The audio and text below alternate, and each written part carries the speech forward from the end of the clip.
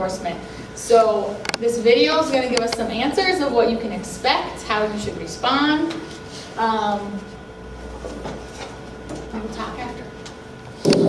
Hi, my name is Alex Coker, and I'm with the DeSoto County Sheriff's Department. And today's safety tip of the week is what to do and what not to do on traffic stop. Law enforcement is a very dangerous job, and our officers have to stay very cautious because of that. So I'm about to give you a few safety tips to make sure that your traffic stop goes smooth and uneventful. So stay tuned. If you see that a deputy is pulling you over, turn your hazard lights on and find a safe place to pull over all the way to the right out of traffic. Turning your hazard lights on lets the officer know that you see him and you're looking for a safe place for both of you to stop. Place your vehicle in park and roll your windows all the way down. If you have dark tinted windows, roll the rear window down as well. This allows the officer to see that there's no danger in the back seat. If it is nighttime, turn on the interior light and roll all the windows down as well. All these things will help the officer feel safe and more comfortable when talking to you. Please don't be rude. Roll your windows all the way down so we can speak with you. Place both hands on the steering wheel. When the deputy asks for your ID and proof of insurance, let him know where the items are located and ask him if it's okay for you to reach over and grab it. Do not make a lot of quick, sudden, jerking movements. This makes us very cautious and we are not sure of your intentions. If you have a gun in the car, tell the officer that you have one in there and where it's located. He will be appreciative of you letting him know at the beginning of the stop, but do not touch it. Keep your hands on the steering wheel.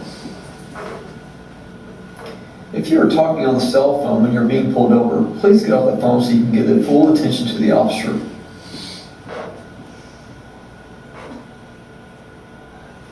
Be courteous to the officer.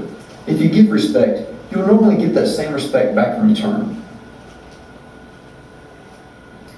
Please stay in your car. The officer is unsure of your intentions and they will take that as an aggressive movement. If you're obeying the law and following the request of the officer, there will be nothing to record with your cell phone. If you just follow these simple guidelines, your traffic stop will go smooth and be uneventful.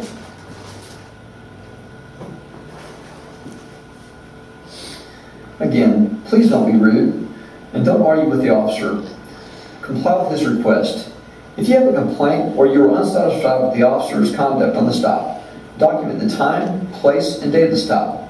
Once you have that information, you can either call the Sheriff's Department or you can come to the Sheriff's Department and make a formal complaint. We do take all complaints seriously.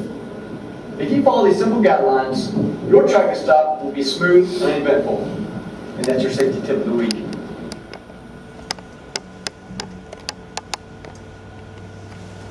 Alright, so when we talk about traffic stops, we have to talk about the big picture, okay? So you get pulled over. If you're getting pulled over, you're being stopped because of public safety concern.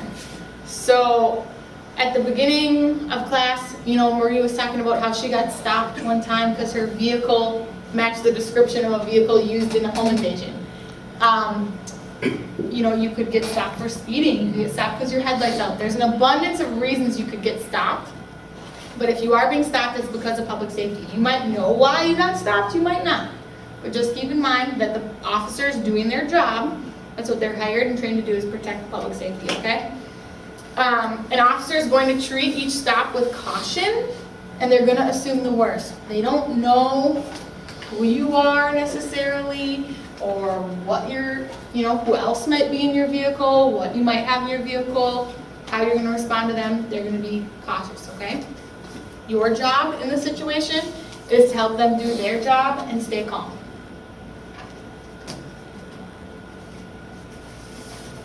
So, what he said is you're going to pull off the roadway, usually to the right, activate your turn signal or hazard lights. That tells the officer that you see them, you know they're pulling you over, you're looking for a safe place to stop. Put your vehicle in park. Be respectful. Turn off your music. Put away your phone. Open your window. If dark, turn on the interior lights. First time I went through this lesson, I told my husband, I said, I never would have thought that I was supposed to turn on my interior lights and roll down my tinted windows in the back. And we can talk about my husband later, but he's like, of course you are, Megan. Like, what is wrong with you? Like, he's just like, always you know, protect yourself and make sure you're gonna be safe in the situation too, but that's your job, is to make the officer feel safe as well.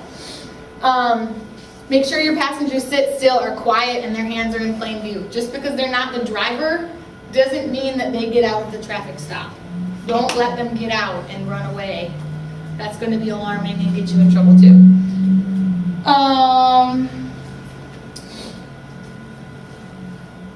Step 2, the officer approaches. You don't approach the officer approaches you. I actually learned recently that in some foreign countries, it is custom for you to approach the officer, but in Minnesota and in the United States, that's not the procedure, so stay in your car. Keep your hands visible on the steering wheel, address the officer respectfully, don't move your hands from the wheel without explaining what you're doing and getting permission, answer the officer's questions, and follow the officer's instructions. One of the other notes in here is under addressing the officer respectfully is what is their title, you know, state trooper, county sheriff, a police officer.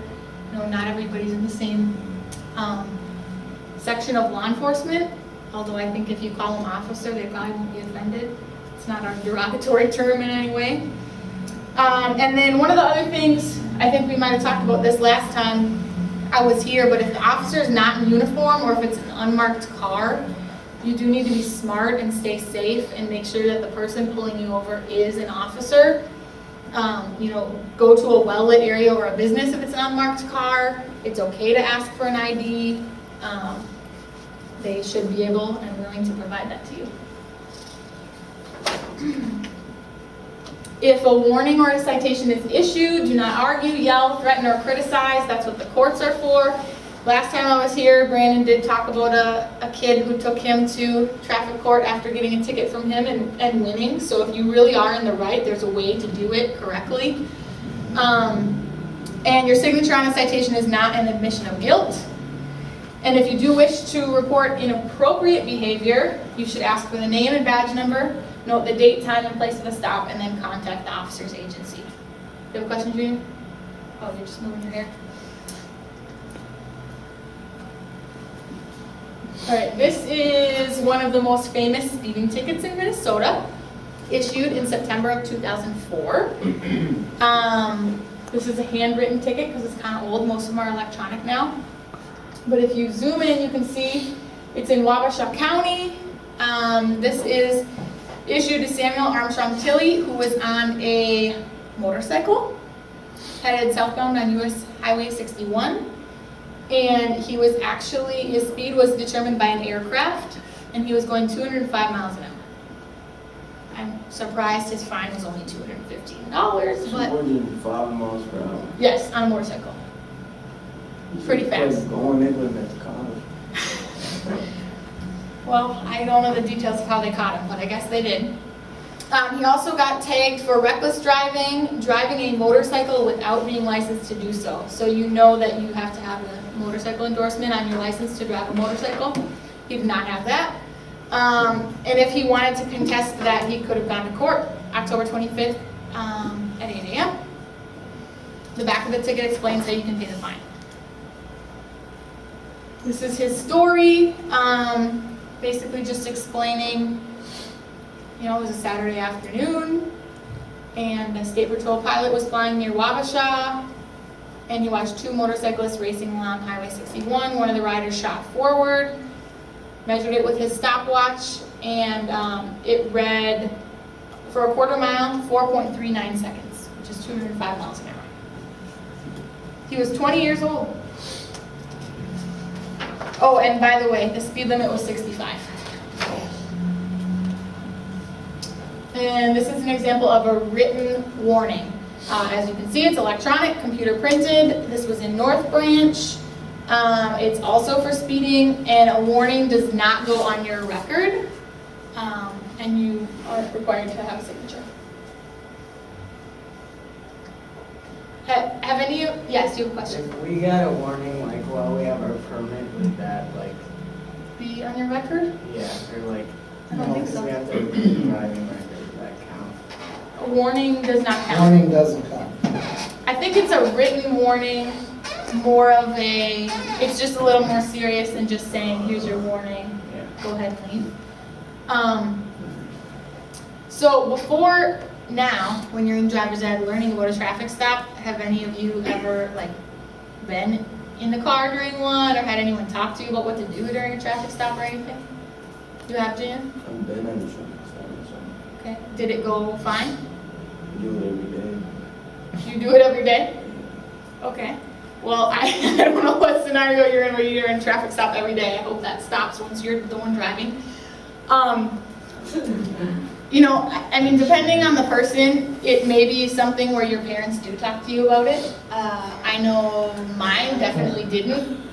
There wasn't really a reason, whereas my own children will definitely get a conversation about it. But I don't remember even learning this in driver's ed. Maybe I wasn't paying attention, but I remember thinking, wow, this must be added. Because you guys have probably heard about a lot of traffic stops in the last couple of years. They can become tense situations, so like we said, it's your job to make sure you're keeping the officer at ease by staying calm and following his direction. There's no reason to make it more difficult than it has to be. Questions? Comments? Concerns? Ask them some do's and don'ts. Do's and don'ts? Ask them to give you do's and Okay, don'ts. so do's and don'ts for a traffic stop. What should you not do? Get out of the car. Good one. Come on, Junior, you're a pro. Just sit still, don't do anything until they come to your window. Okay, sit still. Roll down your windows is a do, yes. If you have a gun, tell them. Yep. If you have a gun, tell them. Don't touch it. Don't motion to touch it. Anyone else? Do's or don'ts? Important things you took from that? Things you're going to remember? Yes. I was in a traffic stop and I didn't have my seatbelt on, so I had to before the cop came to the car, I had to hurry up with my seatbelt on, and it wasn't going into the thing, so I had to hide it and put my purse right there. So I was so he didn't see that it was not in the. You mean you were a violator? Did you get away with it? Yeah. Don't do that again. Yeah, so wear your seatbelt. If you get pulled over and anyone in your vehicle does not have their seatbelt on, the driver can get a ticket, and anyone over 15 gets their own ticket. And don't let your friends get out of the car. That happened to me when I was in high school. Me and my friends got pulled over, and I was not driving, but we had too many people in the car for the number of seatbelts. Not advisable, okay? So my one friend, Joe, was like, I'm just gonna get out. And we were on my street. Two of us were about to get out of the car. And we were like, what are you doing, Joe? You do not get out of the car. And the officer was, get back in the car, and we got out of the car. And he let us go because two of us were about to get out and go home. But it was not an advisable situation. Don't let anyone get out of the car. I remember being a kid, seeing the neighbor lady get out of the car and the officer get out, and he pulled out his gun, yelled at her, you need to get back in the car, and she was just frantic, but she wasn't following the rules. So try not to make it any more eventful than it has to be. Anything else? Brandon, you have anything to add on that traffic stop section?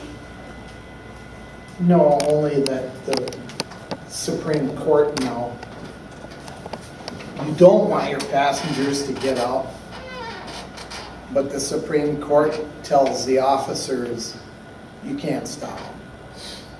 They can get out and walk away on a traffic stop, and you cannot detain them because you've stopped the driver, not them. So as much as you can suggest to them, man, just stay put. Everything will be all right here. Don't get out. The first thing in the officer's mind when somebody gets out of the car and walks away is, what are they trying to hide? So you raise the suspicion level up 3 times what it really should be. And the Supreme Courts have just said, if they're not the one that committed the crime, you can't stop them from getting out of the car and walking away. But as the driver of that car, she's right, you should suggest to them, hey, Wait, so, just sit still. but even if you do get out, then nothing can happen? They can't do anything about it Right. unless they recognize you from the post office picture, or something like that, or they know you and they go, that guy's got a warrant for his arrest, then they can do something about it. I So, guess it depends on what you do when you get out of the car too. I would just stay in the car and Yep. don't tell your friends they can get out and walk. yeah, and you know what, it always works out better that way anyway. So, anything else? All right. Yeah, I'm done. Okay. Okay, it's time to take a break.